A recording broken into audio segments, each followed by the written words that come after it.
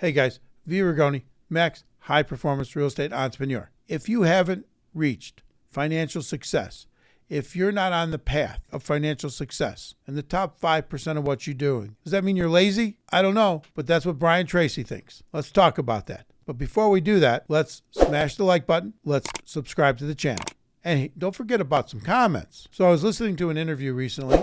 Now, I don't know if it was an older interview that he had done, but it was on the internet. And they pretty much asked him why more people do not reach financial success, become extraordinarily successful. And his response was, which blew me away, was that they're lazy. That sounds like something my father would say. So I'm not saying he's not correct, but I also think there might be some other components as to why someone might become lazy. Because, Brian Tracy's been around for a long time.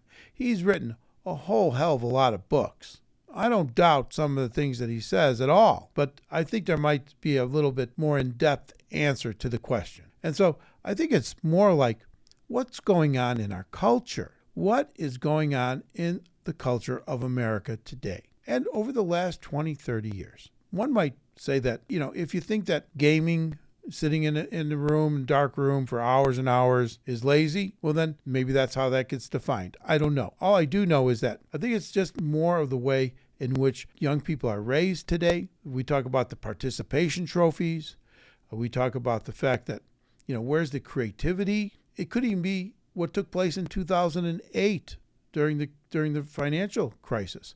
A lot of young people saw their parents struggle after years of building up whatever they had, their net worth, their home, and they saw a lot of that go down the drain. And it was crushing, when you see your house get foreclosed on or your best friend's house gets foreclosed on, and you start to say to yourself, well, why? Why should I bother? So is it lazy, or is it maybe more of a depression thing? Or maybe it's just more of a self-esteem, confidence? I think that culturally, we do not in this country push self-esteem enough. We don't push the idea of being confident. You have to develop your self-esteem. Unfortunately, they say that by the age of 7, you've developed pretty much what your self-esteem is going to be. Wow, that sounds brutal, right? Now, I don't know if it's totally true or not. I think maybe partially true, but I think that you can develop much more self-esteem as you get older. Use me for an example. Basically born with one arm, my self-esteem was in the shitter for the most part of my early years. Now, I don't mean that, that I was afraid of everything or anything in that respect, but just how I thought about myself. Because, hey, you don't think I could look around and see everybody else out there in this world? And the fact that they had 2 normal functioning arms? And you think that made me feel good? And I use the word feel because the word feelings will lie to you all the time. And so what I think is happening in this culture is that kids are getting caught up in how they feel. And then they're told that they're not supposed to feel one way or the other, right? If they're too masculine, it's toxic masculinity. If they're too easy, then they're a pussy. Like most guys don't know really where they want to, where they lie on the spectrum of self-confidence, of self-esteem, of what is expected of them. And then there's another problem out there, total lack of accountability that I see at times. In other words, if you did it, stand up and say you did it. Take the consequences and get on with your life. If you're never willing to take the consequences, you will never do what you need to do in order to succeed, right? It's that whole thing. You can't be afraid of failure. Now, do we want to just fail through life? No, we don't. We don't want to fail through life. That's why you listen to podcasts like this. That's why you listen to people who've been there, who've done it, so that you can minimize the failures, so that when you do fail, you can learn from those failures because you're also very successful. Now, I know we've gotten into this thing where, just keep failing, and you'll succeed. I don't know. Seems kind of brutal to me. I want to fail the least amount. And when I do fail, I want to fail in the least way. But I do at times fail, and I do at times have to come to grips with that. But you can't sit there and then turn into, a total lump of no self-esteem, of no confidence. You got to be able to move on. Now, unfortunately, in the last, I'd say 20, 30 years in this country, we've removed accountability. We totally removed it. We don't even want to give grades to kids in school anymore. We've removed all that. We've replaced it with what? Well, I think we've replaced it with the thing that's holding, one of the things that's holding most people back. And that is, it all ends up being about fear. Fear that we're going to disappoint our parents. Fear that you're going to disappoint your spouse. Fear that you literally have fear you're going to disappoint your children. That's ridiculous. You got to put in the time. You got to do what's necessary.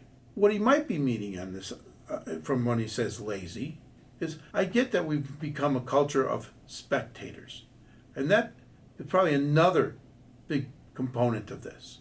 I mean, when you know what every basketball player, every basketball player on the team is, whether it be college or professional, and you know their stats, and then when it comes to football, you know, we've become this crazy country of spectators. Spend that time, replace that time. So that's where he may be going when he says people are lazy, because they just want to spend the weekends. They get the grass cut or they shovel the snow wherever you're at, and then they want to get to the sofa so they can watch TV or they can game or whatever that is. So my point is that I don't know that it's a matter of laziness. I think it's just a matter of being able to think beyond how you feel this moment. Most people get caught up in how they feel right now. Right now, this is how they feel. If they feel bad, then the world's shit. Okay? They're feeling good, then it's time to party. They go from one to the other. My point is that if we can get out beyond ourselves, and how do you do that? Well, you stop thinking about everything that has to do with you. You know, I get it, for you, the world revolves around you, but for most people, you know, you don't mean that much. So my point, I'm trying to get people to understand, you got to get past all this BS. How people look at you, how you look at yourself, your self-esteem, your confidence. You've got to build all these things. It takes time. So if you're younger, do things that will help you build your self-esteem. Make sure that whatever you're working on, you get better at. No one ever likes to do anything number one, they don't know how to do it, and number two, they don't get better. It's like I was saying in a video before. If you're 5'4", and you're a junior in high school, and you're trying to be good at basketball, well, good luck with that, but it's a tough road. Now, yes, some people might say it'll help you build some self-esteem. Well, I think there's an easier way to do it. You might make a hell of a better bowler. You can build self-esteem when things are difficult, but that takes a certain type of personality that can deal with that. Most people are going to lay down when they're confronted with that kind of a pushback. So fear is a big problem. How you see yourself and perceive yourself, how you perceive how other people look at you, all these things have an impact. You've got to get good at something. And how you push through this is get good at something. I don't care what it is. It doesn't matter. It'll help you build the self-esteem. It'll help you then build the confidence. And when you have the confidence, then you can start applying it to other things. Now, if you come into real estate and you say, hey, real estate's going to be the thing I want to do, and you know nothing about it, and everybody's been telling you, you're not gonna succeed. Okay, well, you're probably not, because you can have all the confidence in the world, but if you don't get out there and get the information and the knowledge to get good at something, like real estate, well, then you're just a paper tiger, and that doesn't work out too well. But you need the confidence from something as you're growing up. You need to get good at something, so that can build, and then you can translate that into other avenues, other vehicles. Whether it be you want to be an entrepreneur and own multiple businesses, you want to be an entrepreneur and you want to buy real estate. Whatever that is, it'll help you push in that direction. That's my point. So I don't really believe people are lazy. I think they suffer from a self-esteem problem. They suffer from then a confidence problem. They suffer from a lack of creativity. Okay, and they suffer from fear. And most of these are things that now are being pushed in this culture. So in essence, they're suffering from the culture. So let's start to break through that. Don't end up where Brian Tracy says you're one of the 80% that don't succeed because you're lazy. Change your path. Move forward. You don't like who you are? If you need to lose weight, then get on a diet. You want to build some muscles, get into a gym. It's on you.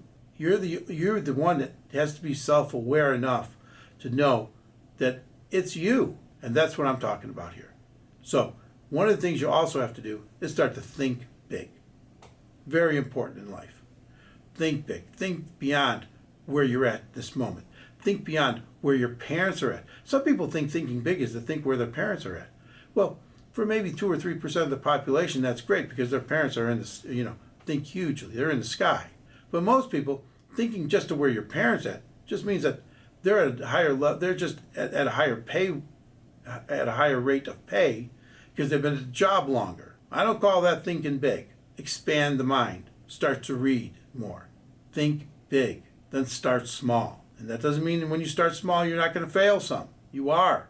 But you're also, by thinking big, going to have gone out and gotten the knowledge, the information, something in which to apply. So when you start small, you fail small. And then you grow fast. Because you adjust those failures. You adjust what you did that didn't work. That's why you start small. And then you expand. You grow fast. And the reason you grow fast is because now you've learned. You're getting your own sense of wisdom. You're getting your own ability to move. Let's get out there. Forget this bullshit about being lazy. Make it happen. Think big, start small, grow fast.